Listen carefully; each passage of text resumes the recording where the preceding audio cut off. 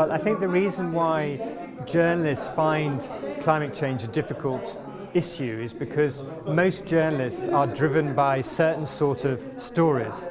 They like personal stories, they like dramatic stories, they like stories where there's a lot of conflict, or of course they like stories where there's something new, where there's novelty. And climate change is none of those things. So much of the science about climate change is very slow and incremental. Much of the impact of climate change, although some people will argue it's already happening, but most of it is in the future. There's a lot of uncertainties about it. There's not much conflict. There's some drama, but maybe the worst drama is in the future. And for their audience, it's very difficult to make it hugely relevant to people's lives now. So it's a really difficult challenge to make it interesting for the audiences that journalists are working with.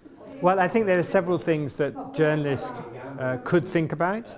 I think in the past, climate change has been just an environment story, and I think it's very important to think of it as a much wider story. It's a mega story. It's got health issues, what's going to happen to our health.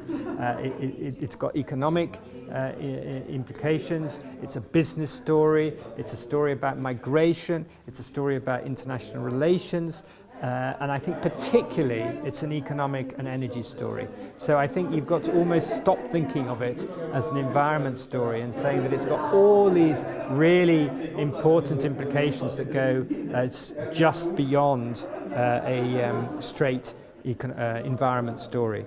I think in terms of the digital media, my own view is that a lot of the science is very complex. It's very difficult to get across. But if you really work with digital media and people who really understand how to do nice graphics and nice interactive work, you can make something that is much more interesting and involving for your audience. I think, just to be clear, what I was saying, that for older generations, people still trust television more than any other medium for their science news. And that is changing, but it's changing much more slowly than you think. And if you look at the figures for how many millions of people still sit down and watch television news compared to the number who read online or blogs, because of an aging generation in Europe and the USA, it's still far more people watch television and trust television.